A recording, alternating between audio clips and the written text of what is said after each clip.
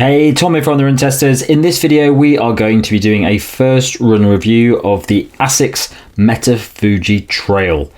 Let's have a look.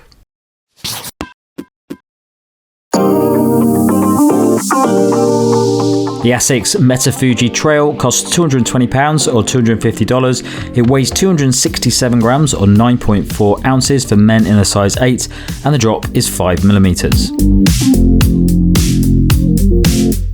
The Asics Metafujitrail is a performance shoe designed for hitting the trails at speed. It does that by combining a full-length carbon plate with a noticeably high stack of both FF Turbo and FF Blast Plus cushioning.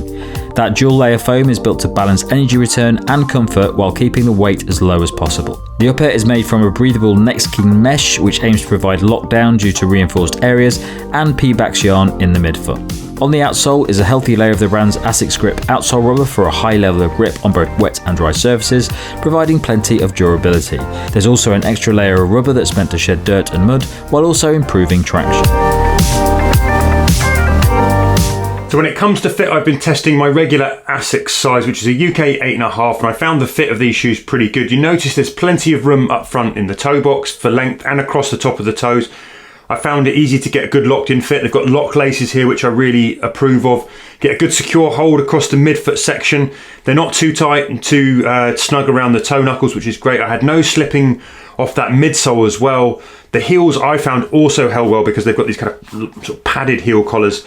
So that was overall sort of happy with the fit in these shoes. And if the ride works for you, I would say there's a roominess to cope with slightly longer time on feet. I would recommend going true to size in the shoes as well. So the fit for me in the Metafujitrail, I'm a size 8 in the UK, this is a size 8. For a trail shoe, I found it to be very comfortable in that size. I had no issues at all on the first run that I used it on. It didn't feel like my toes were rubbing. There was plenty of space in the forefoot and midfoot for me, and didn't have any problems, didn't feel too restrictive or anything, and I've got a fairly average sized foot. So I would say that stick to your size in this shoe. I found it's very comfortable, plenty of padding, and the upper is nice and locked down, but it's easy to get a nice comfortable fit in as well.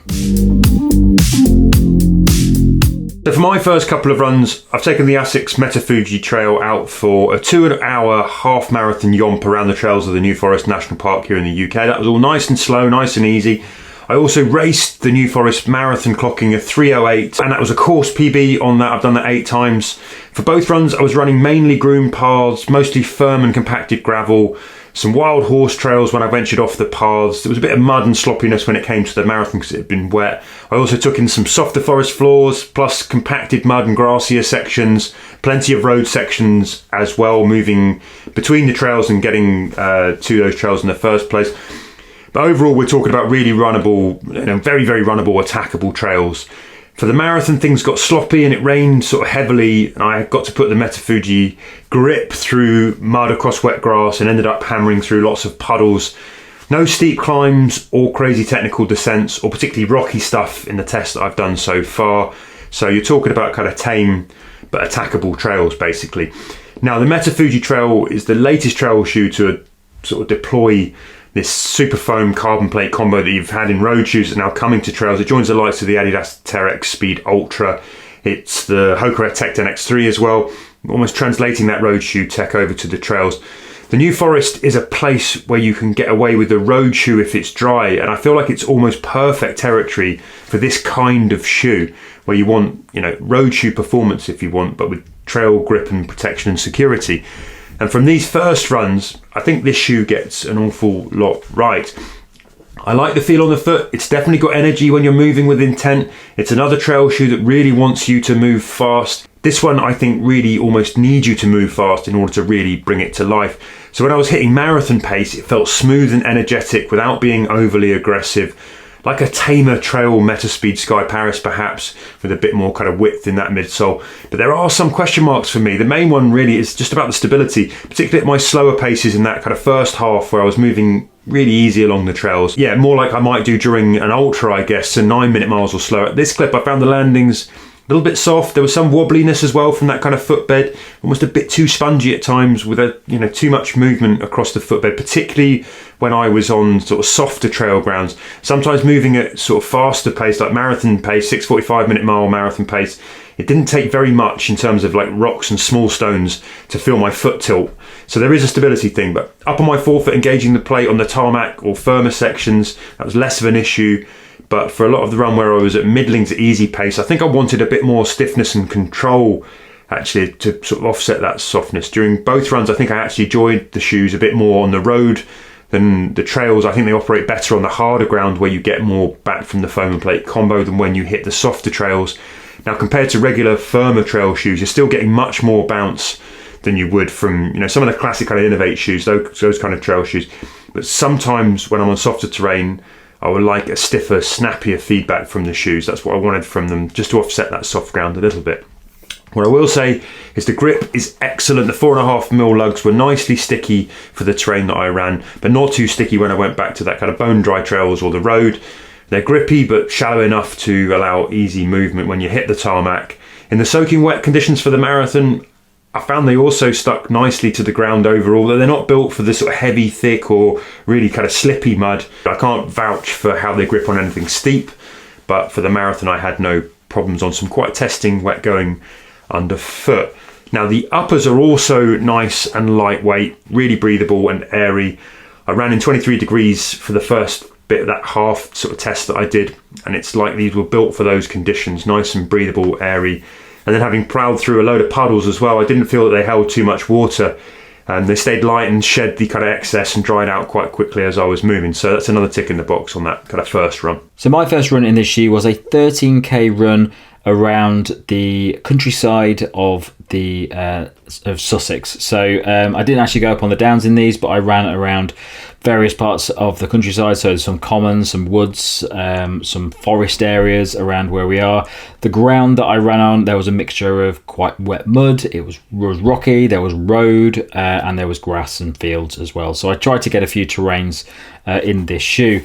So obviously this shoe is a performance shoe. It's a shoe that has a lot of similarities to shoes like the Asics Metaspeed Sky Paris, in the way that it looks, in the way that it's designed, and in many ways in the way that it feels.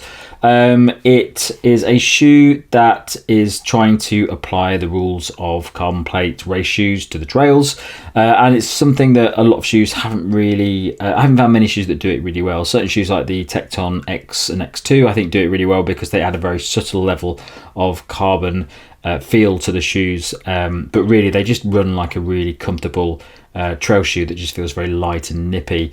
This, I'm glad to say, on that first run, feels very much like that sort of shoe for me. It feels like a shoe that it doesn't feel like it's really bouncing you forward. It's not really overtly responsive and energy returning from that carbon plate. It does feel very efficient. You can pick up the pace nicely in the shoe, and it does feel very lightweight on the feet. When running on road sections, the midsole and the outsole does feel a little bit firm, but I probably wouldn't use it very often on hard road.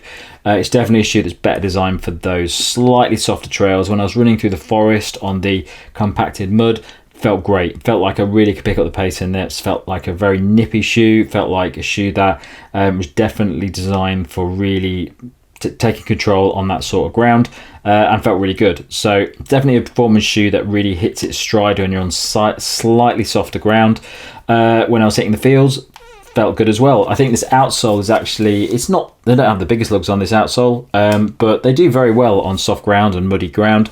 Not on really wet mud. So when I was running through the forest, there was actually quite thick wet mud, and it did slip a little bit on that, but the lugs just aren't big enough for that sort of running. I think it's very much designed for those more accessible forest paths, where it's just a little bit softer ground, not too mushy, not too boggy, and you want something to get the best out of that plate and those midsole foams. If you're running on really soft ground in this shoe, you're probably not going to get the best out of that technology in there. But once you hit that ground, it really kicks into gear. It feels like you can pick up the pace quite nicely. You do feel a bit of that plate in there, and it's definitely a shoe that you can run fast in over that sort of terrain. So Over the course of that run, what I found about the shoe is that it's definitely a shoe that is designed for speed. I wouldn't use it for an easy day run, I don't think, just because it feels a little bit too lightweight on the feet for me. I like to have quite a sturdy, heavy-duty trail running shoe on most of the time when I'm out running on the trails around me, because I like a lot of support, I like a lot of padding in the midsole.